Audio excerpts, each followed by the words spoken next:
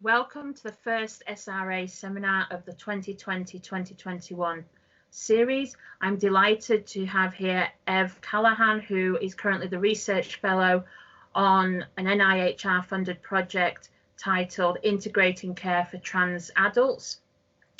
Ev will be talking to camera about the project, and the title of this presentation is Community Involvement in Healthcare Research. Thank you very much, Ev, and please start whenever you're ready. Great. So to kind of give to start with an overview of the project and what we've been doing. As you mentioned, Hannah, it's a NIHR National Institute for Health Research funded project, and the aims are to improve healthcare for trans adults in the UK, specifically under the purview of the NHS. So we're not really addressing private healthcare with this research. Very much a NHS focus. And specifically, we are interested in how to develop effective models for the health services needed to support trans adults before, during, and after they are seen by NHS gender identity services. So that's the integrating piece in the title. So the focus is on how can we have a more effective integration of care, or how can different services such as the gender identity clinics, GPs, other specialist services, hospitals, etc., be more joined up. So this project involves has an active participation by the service users, which are the trans communities here in the UK, as well as third sector organizations. So we're partnering with different community groups. And it's very much inspired by and using methodologies of co-production, which is something really value here at the OU. So that's kind of the overview of the project. To accomplish this, we are doing a mixed methodology. So there has been some desk research, that part's completed, on the existing policies for integration of care for trans people in the NHS, and that has been a document-based research. The second piece is several case studies, which are ongoing. They are, let's see, let me remember these. They are they're like by geographic location. They are in Leeds, Northampton,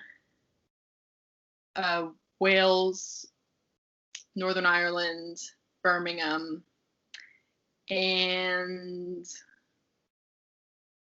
I'm forgetting one, I think. Forgetting one? I should have written them in my notes. I think there's one more that I'm forgetting. Maybe it'll come back to me.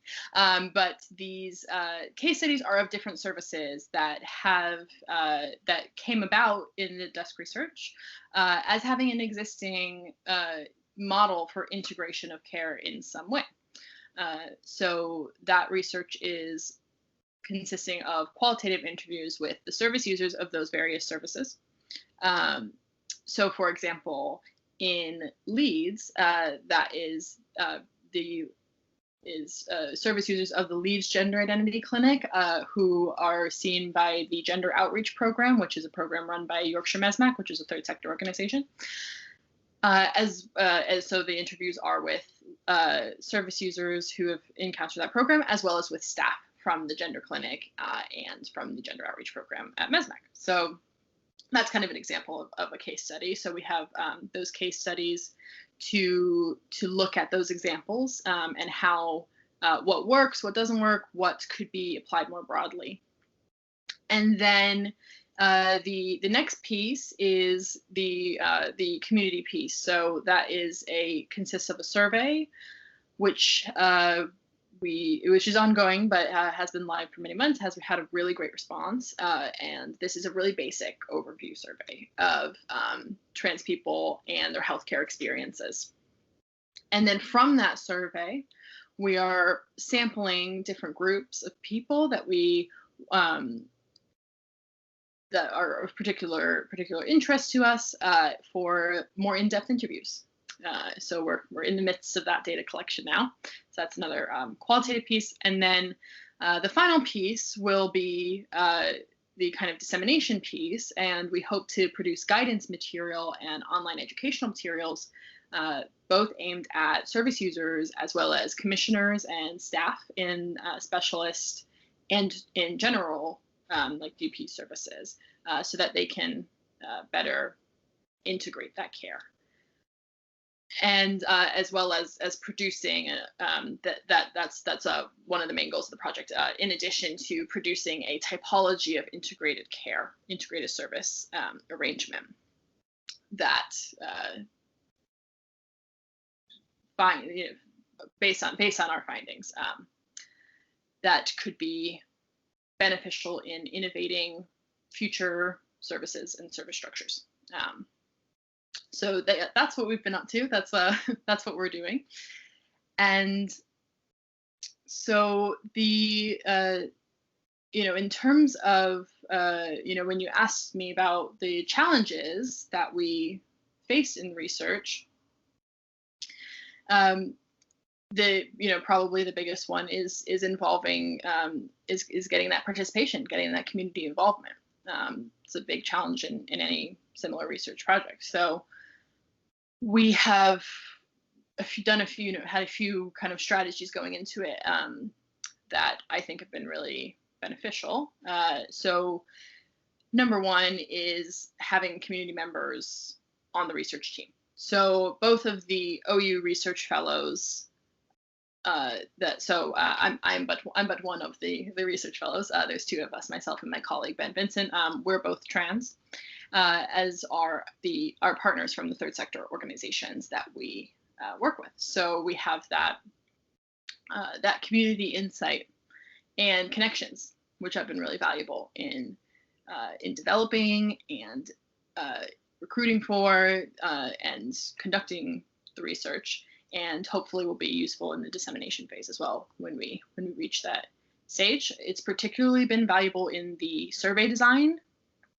There was a lot of changes from the original draft survey that Ben and myself were able to suggest based on our insider knowledge, which meant that when we got to the piloting stage, which I'll discuss in a moment, we were, rather than starting from that original piece, that kind of original survey, and asking for feedback that might have been on a more basic level, we were really able to get into the nitty gritty of and the nuance of how to best form these questions.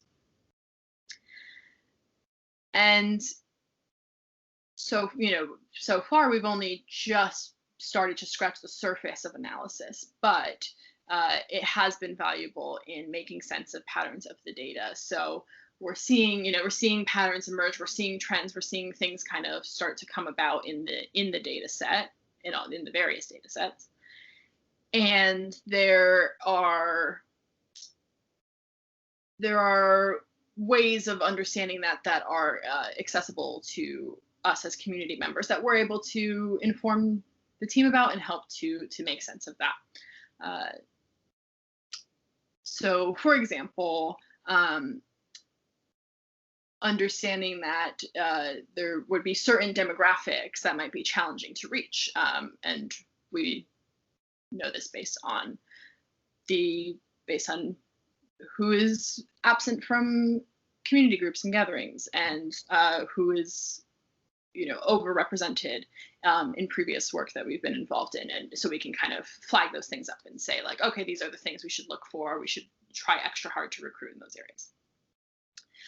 So as I mentioned, the next kind of way that we've involved community in the research is through the co-production. So with the survey, the way that we wanted to do that was that we worked the survey to as good a version as we could think of, or we could work out within the team, And then we brought it into community. So we ran piloting exercises where we had people come and take the survey.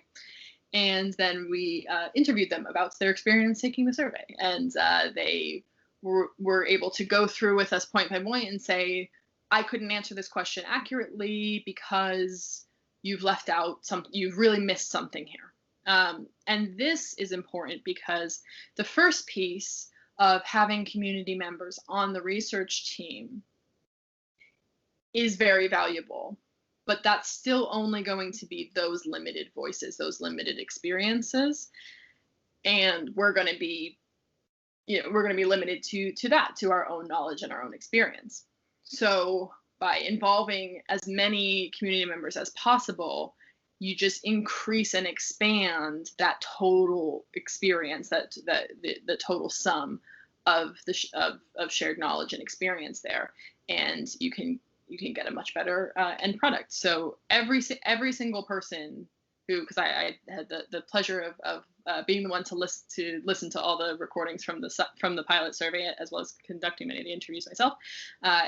Absolutely every single person we talked to had some novel contribution, had said something that no one else thought of, or made a new point, or contributed a new question idea that was incredibly valuable. So it was a very important exercise, and I think has been part of why the survey's been so successful.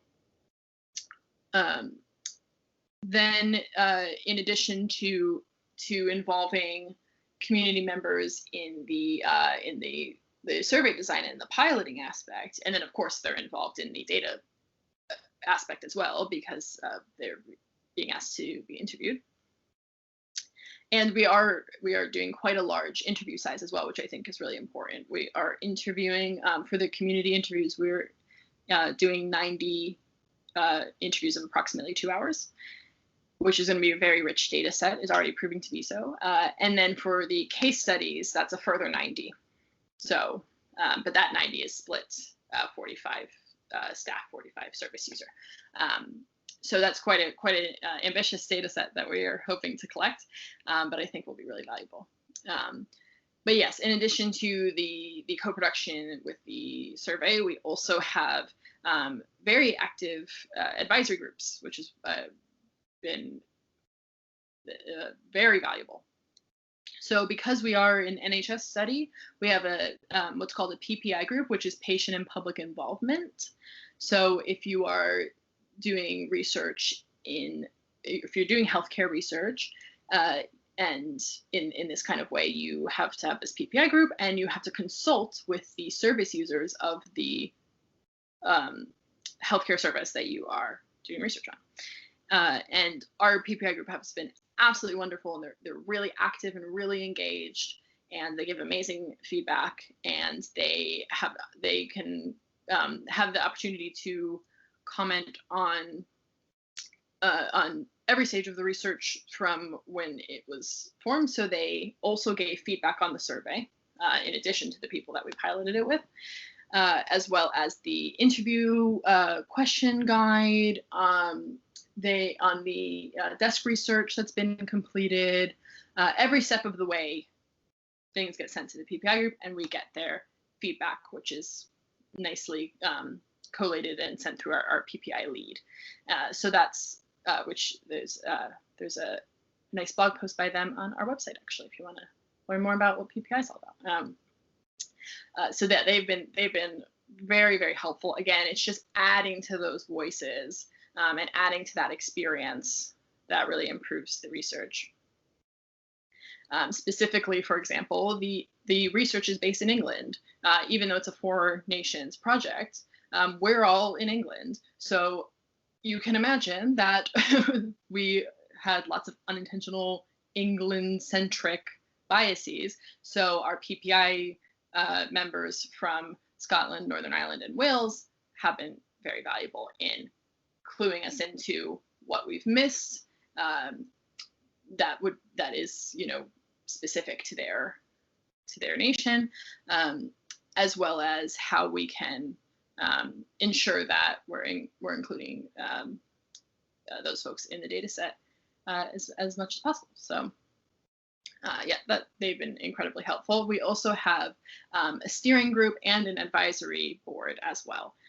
And all three of those groups, the PPI group is entirely made up of trans folks because they're the service users. But the steering group and advisory board also have many trans folks or people otherwise involved in trans healthcare on them. So really helpful resources there, and lots of different ways for community members to get involved in the research. So if if somebody is more administrative minded, or has experience maybe with kind of third sectors or community groups, then maybe something like an advisory board is something that they would be really well suited to. But maybe they see a call go out to be a member of an advisory board, and that doesn't interest them at all, or that doesn't sound like something that fits their kind of skill set. But popping down to the LGBT Foundation to take part in a survey pilot, that's something they could do. So there's kind of different ways, different levels of time commitment to maybe like taking a 15-minute online survey might be just right for someone's involvement. But other people are like, yeah, call me and we'll chat for 2 hours. Absolutely. So there's opportunities for kind of different types and different levels of commitment for people to get involved, which I think is important. And then finally, as I've been mentioning throughout, the final kind of strategy that we've employed is the partnerships with our third sector organizations. So we've had a lot of kind of informal support from various charities that support trans people, who have put up flyers back when people were still going to places that they would see flyers, posting on their social medias, promoting the survey, talking about the work that we're doing. A lot of organizations have been really supportive there, which is down to our team having those connections and making those connections. But we are formally partnered with Yorkshire MESMAC and the LGBT Foundation. And those are, Yorkshire MESMAC is active throughout all of Yorkshire, but we're specifically working with people at the Leeds branch. And LGBT Foundation is based in Manchester. So those are the two third sector organizations that are our partners, and they are just members of the team. Really, they're involved in every step of the way. They interviewed me when I applied for the job. They have been involved in creating the survey, in working on the desk research, in piloting the survey, recruiting. They conduct interviews. They're full members of the team. And so Michael and Jamie, our two lead colleagues, have been absolutely invaluable members of the research team, and the rest of the organizations have been very supportive as well. So it's just another way to get more community involvement. A lot of folks, maybe don't know the OU, or they've heard of it, but they don't have any connection to it, or they don't have any necessarily reason to want to be involved with a project that we're working on. But if they already get support from, or attend a group at, or are in some way connected with one of these third sector organizations, then that might be, they might say, oh, okay, this is a project that you're working on. Okay, then I'll help out. Or, oh, yeah, I trust you to have that buy-in with that organization. So I think that's working with those organizations that are trusted and are embedded in the communities that you're working in are really valuable for doing this kind of healthcare research. So that is, that's all I have for you today. But I think you have some questions. I do, yeah.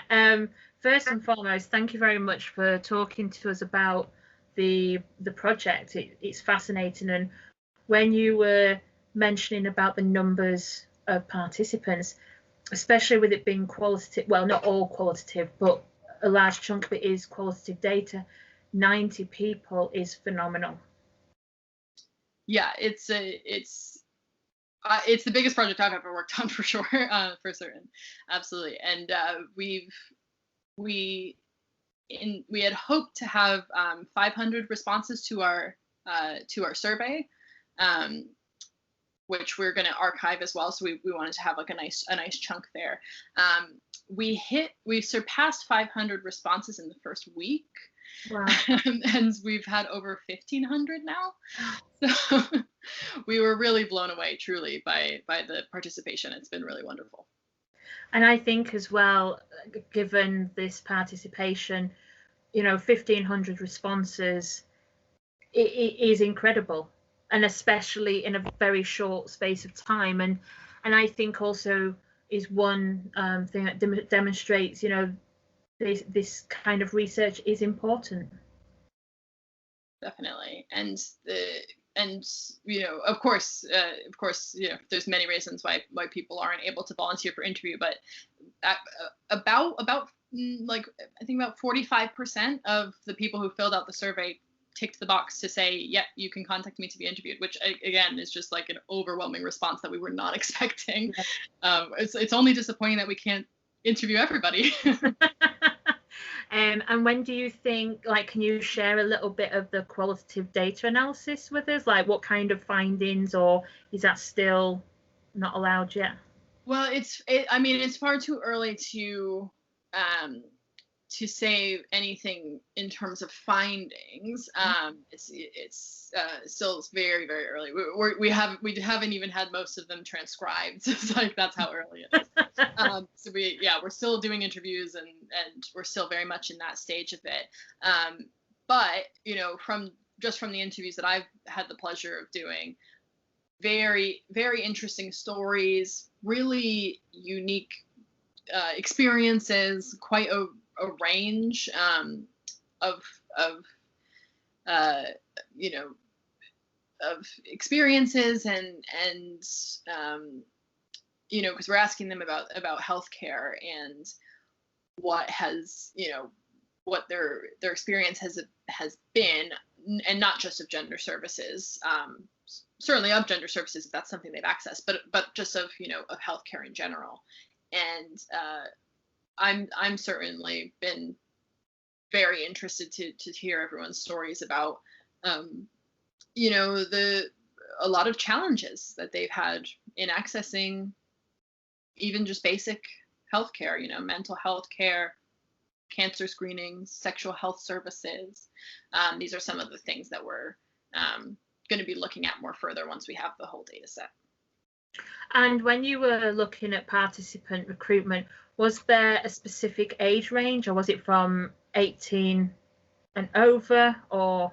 Right, so it's 18 and over because it's an adults only project. So it is restricted to 18 and up.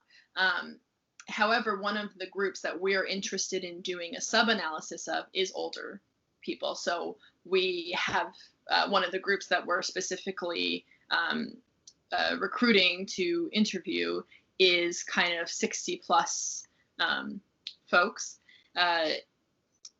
But also we're also interested in talking to, so we have that kind of age as a factor, right? But we also are thinking about what we've kind of in the team have been calling trans age. So for people who we're also talking to people who, for example, maybe they went to the GIC when they were 20 and now they're 40. So they wouldn't be in that older age bracket for that kind of analysis, but they are a kind of trans elder in a way. They have been accessing healthcare for, many years. They've been accessing, gender specific and non-gender specific healthcare as potentially as an out trans person, potentially as a stealth trans person, but for many years. So they have a very interesting story to tell as well. So we're kind of looking at age in these two kind of different ways. Fantastic. And certainly looking at the older trans population, from the field of gerontology, I am aware that some of my colleagues at other universities in the UK do LGBTQ plus and trans research, and offline I can certainly send you some research and contact details which you might find crossover or other familiarity research. I do have 3 questions, and so my first question is, what are the pros and cons to your discipline of work? You can either your actual discipline of work, or you could relate it to this particular research project. Yeah, it's a very interesting question, because when you sent me that question, I was like, what's my discipline of work? Because I think I've bounced around discipline so much, and I tend to be quite interdisciplinary in the way that I work. I don't, I'll draw from anywhere that's useful, basically, in my work. But if I had to say what my discipline is, I would probably say trans studies, because that's primarily what I'm interested in. Right now it's from a healthcare lens, but in the future maybe it wouldn't be necessarily. But that's so I would say like trans healthcare, as opposed to saying like medical anthropology or medical sociology, I would say would be most accurate. So the pros are that I get to do exactly this kind of co-produced community research that I just talked about, and I absolutely love doing. I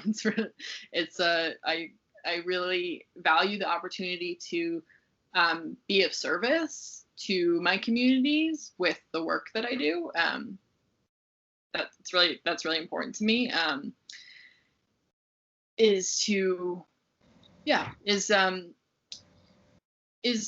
Not just like, is this interesting, but is this helpful? What's the what's the kind of positive change or a positive outcome that can happen from this piece of work? So I really value that, and I get the opportunity to do that by focusing on trans studies. In terms of cons, the main one I can think of is that there's not a lot of journals that are specifically trans studies, so it's difficult to get published. But I'm sure everyone says that about their discipline as well. So it is a challenge when you have I don't know that I would consider it particularly niche, but I think it's probably considered a niche topic. It is difficult to get that interest, which is again why I'm so grateful that this project happened, that people saw the value in it. That the NIHR was like, yep, we're funding that. This is an important, and not just our project, but they've actually funded a group of 3 project about gender identity services. So they have obviously identified that this is an important area. So I really value that, but I think sometimes it's difficult to convince of the importance of it. So I guess that. And I think as well, with you saying about the 3 projects being funded by NIHR, not only is it of benefit to the community in this country, but also internationally as well. And, in theory, kind of sharing best practice, sharing knowledge and experience and narratives from the research and the data collection. Yeah, absolutely. I mean, as you may be able to tell, I'm from America. So I also I've got my finger on the pulse of the situation there as well.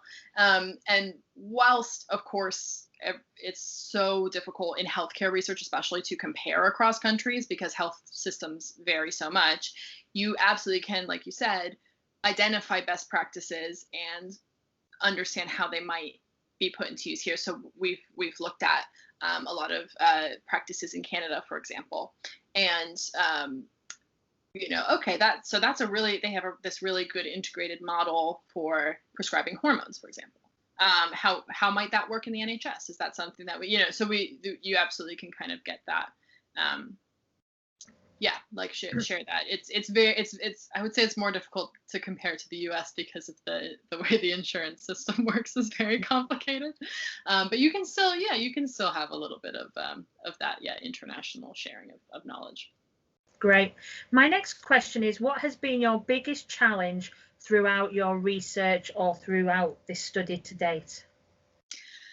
Well, I previously would have said the co-production and community involvement that I talked about. However, I have to say COVID.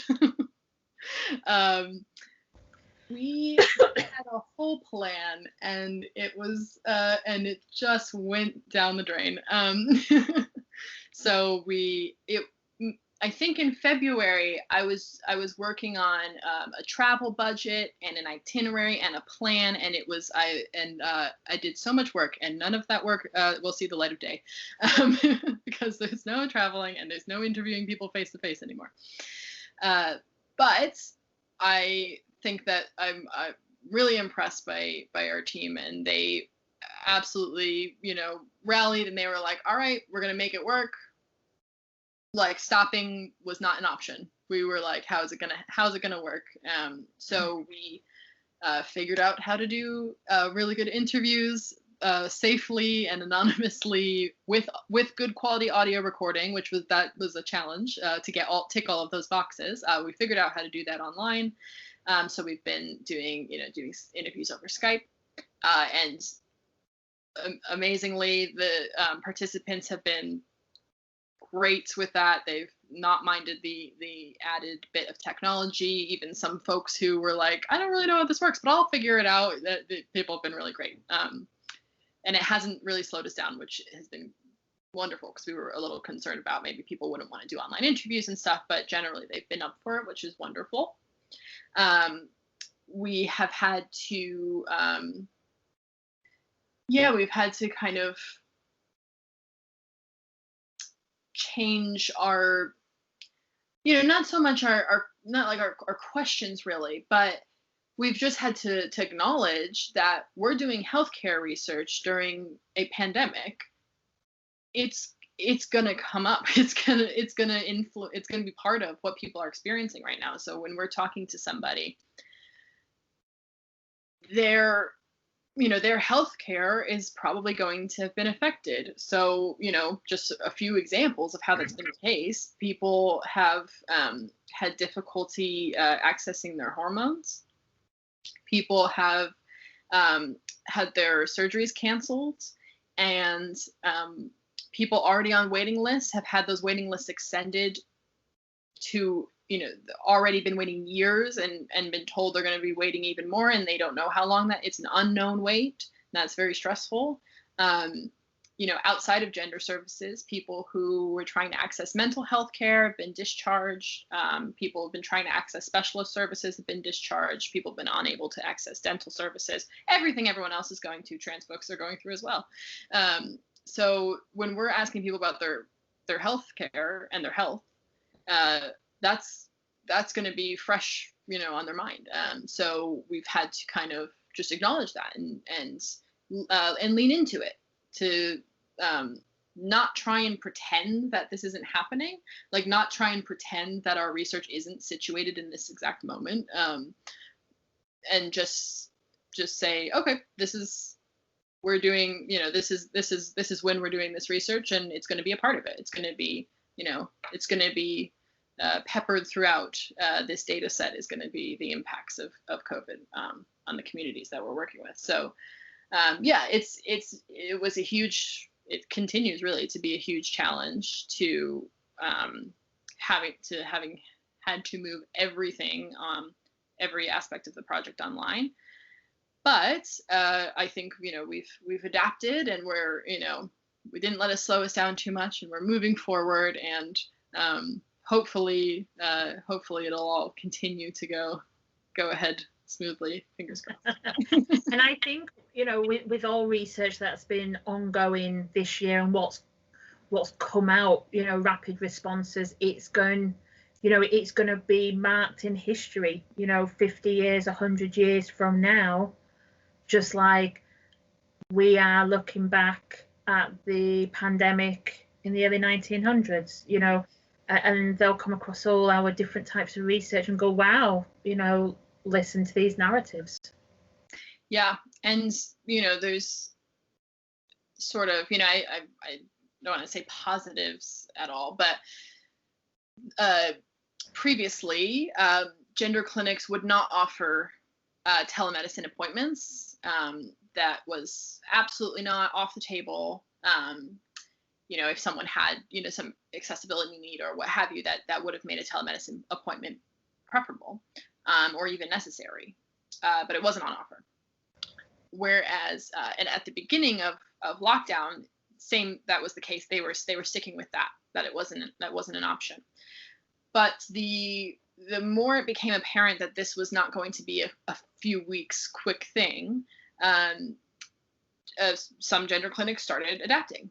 They started offering video or phone appointments to everyone. Every clinic had their own different policies and their own different quickness on the uptake, as it were. So, but they found a way. They made it work. And now that they've done so, the hope would be, certainly my hope would be, that they continue to offer this, that this is something that they continue to have, a tool that they continue to utilize to make appointments more accessible for people, especially because with the gender clinics, they are all over the country, and they're only in a few hubs, so people often have to travel quite a distance to get to their appointments, which is of course an expense, and it's time off work, and it's everything like that goes along with that. So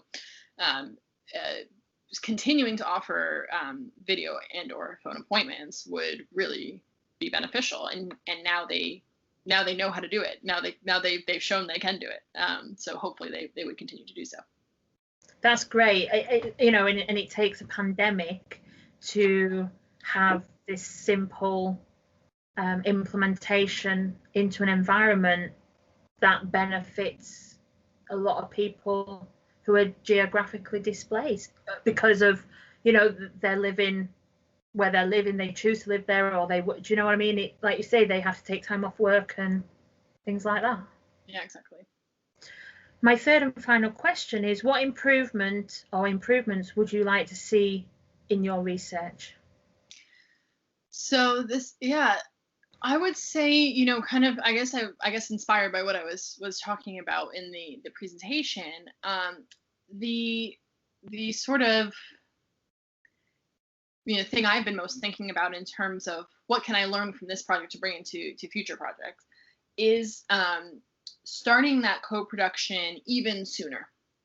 So,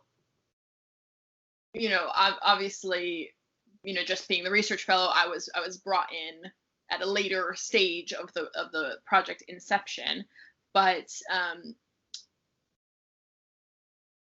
the senior the two kind of senior academics on the project are not trans themselves, but have other connections to the communities, hence probably I assume hence their interest in the research and their knowledge to even get it started.